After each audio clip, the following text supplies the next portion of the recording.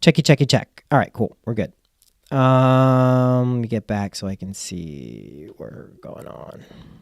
All right, so today's talk is going to be about cashing out, when to do it, and how to do it. Hopefully, if you've been in this room, in this server for long enough, you are starting to think about these questions. You probably, hopefully, have made more than you put in. So that means you are already at a position to think about cashing out if you wanted to. You don't have to, but you can.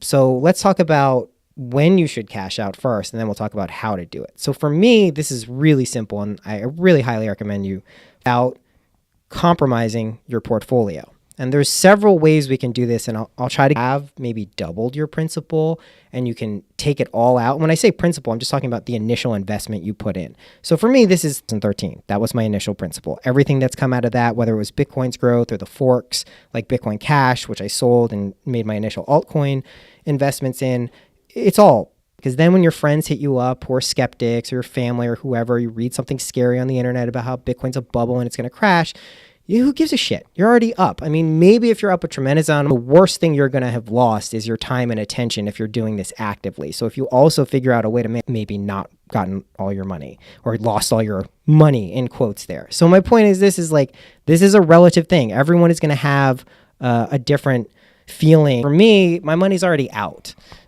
So we'll talk about, that's number one, when you should be cashing out. Just make sure you do that so you don't get burned by anything going sideways or wonk. Done that. You're already at that point. This is all house money. Any outstanding debts that are hindering, or caveat, if you're at the point where having debt is a good thing, which sounds insane if you're actively in debt and can't pay it off, but debt is actually a good thing if you have a lot of assets, if you plan on cashing income on, and it reduces your overall tax. I mean, this is what's weird is, I'm sure for those of us who've been doing this shit forever, we're just slowly catching on of like ways to do this. We do want to carry some debt. That said, if you're paying a lot in credit card debt, or if you have like a car payment that you have to pay with fiat, consider doing that. You don't want to necessarily just ride this forever. Now, and we're big VE chain fans here.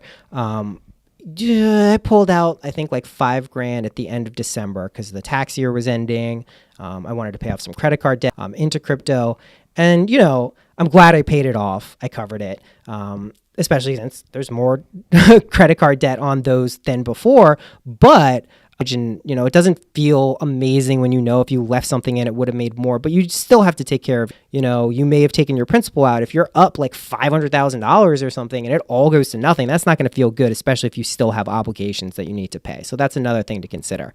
Already cashed in, which means you've already purchased or received some type of buy with regular dollars or euros or whatever your currency is. So you know how to get them. Maybe you did that on Coinbase. If you're a U.S. citizen, that's what I'm going to be talking. Did it with Gemini. So you're familiar with that respective process. I hadn't really cashed out before until late December. It's a learning experience. For a lot of reasons. And while it is very easy technically, and somewhere Ethereum, and you have that, if you're still doing this, like, oh my God, I hope my money gets there. Oh my God, I hope my money, where did it go? Where did I send it? Like, that is kind of what this feels like. Now, the other thing to keep in mind, I can get a little bit more.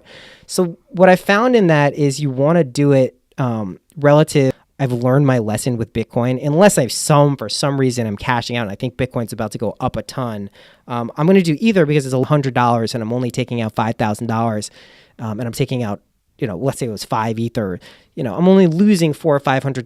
BQX ticker on Binance. That's a really interesting kind of future exchange that maybe could upset what we're looking at. Just so people are clear, I use GDAX. They're insider traders. They're pumping Bitcoin Cash. They're doing all this weird stuff. I very much believe that we're going to fiat in. I know we're talking about cashing out. However, if you're cashing in, what I recommend doing, so you don't have to wait a week, if you just link a bank account and buy it on Coinbase, is wiring the money to your GDAX account, way of getting it in, and then being able to purchase it on the exchange of GDAX, which you can put in limit buys, and GDAX and Coinbase kind of hates it. So take that for what it's worth. So anyway, cashing out, if you say you've made a lot of money in VEN over the past 2 weeks or however long you've been in the server, and you're like, all right, that's it. I've had enough. I hit my goal. Sell your VE chain, your VEN, to Ether. All right. You're going to have your price, know what you want, where you're getting it. Then once it's all in Ether, you're going to send that Ether to your account, and then you're going to send your Ether. You have an Ether balance. You have a price you want to put, the amount of a full Ether, figure out the price it is, you cash out. Now you have dollars in your Coinbase GDAX account, and that ideally and hopefully is linked with the bank account, and you withdraw. That's it. So now the other things to keep in mind with cashing out is taxes, right? Like, don't forget about Uncle Sam. Don't forget about the IRS. This is an important thing that you have to be aware. Underground weird thing that people are trying to evade taxes and launder money. Sure, people are going to do that, but they're probably using Monero or some other privacy coin. They're not using a public ledger of it. And if you attach a wallet to it, which the NSA has already said they can basically do, you're not being that smart. So don't have track. So if you cash out $10,000, you want to know how much tax you would have to pay. You figure out your capital gains. How much money did you make on that? Now, there are some gray area. You can say the one you bought here maybe is the one that you're cashing out. I don't really even recommend doing that. Just pay your fucking taxes on whatever they are. Now, let's say you get audited because you made a lot of money and you're working on, fiat to crypto or crypto to crypto is going to have a record that you can export, a CSV, PDF, blindly trading. So if you're making crypto trades, which are technically taxable events right now, you don't have to worry about like writing them down and you can do it after the fact. And that is my plan, just to be clear. I'm still getting a lot of questions on it, even though it's a signal and I talk about it in other places. Salt. Salt is a way to cash out without paying taxes, and it's not illegal because you're getting free money. You have to pay it back, but you can cash out with Salt because the money that hits your bank account is technically a loan. That it's not you don't pay debt. You don't pay taxes on not a taxable event, so you can get cash out. This is very interesting when you factor in the arbitrage opportunities with Salt that exist right now. Since Airplane, I think that I know it's $27.50 internally. That's quite a bit of arbitrage you could do. So you could buy the Salt on the market for under $8. It's worth $20. That's still a pretty good deal. Also, you can still get really good deals on Salt. The dynamics that are in play, if you take a look at them, I've spoken about before. I'm not going to use this opportunity to do it. Should drive the price of. I think is pretty much it. Like, let's say you're back in GDAX, you've just cashed out. Let's say you're trying to get the best price. You're one of these people. Let's say you're selling a lot. This is basically the only time I think you really not is relative and it's subjective. But other than that, like if you know, like and the price is fluctuating like $50 to $100, you can torture yourself and try to get that best possible price. But the difference in hundreds of dollars that out 50 Ether. Maybe don't sell them all at once if you think the price is going to go up. Same thing with buying. This is important to remember. I see a lot of people fixated on what's the best price? How do I get in VE chain? And will continue to buy VE chain at all-time highs if I think it's undervalued. Money, maybe I could get 300 more, 400 more, 20 more, whatever it is. But do I really want to sit there and torture myself? And if I think it's going to go down, then just set in a buy that's lower or buying stuff about getting fixated on the best price. Because I got news for everyone in here, including my best technical traders, getting always 100% of the time the best optimal buy-in and out. But do we need to be successful? Do we need to be to achieve our goal? Exits.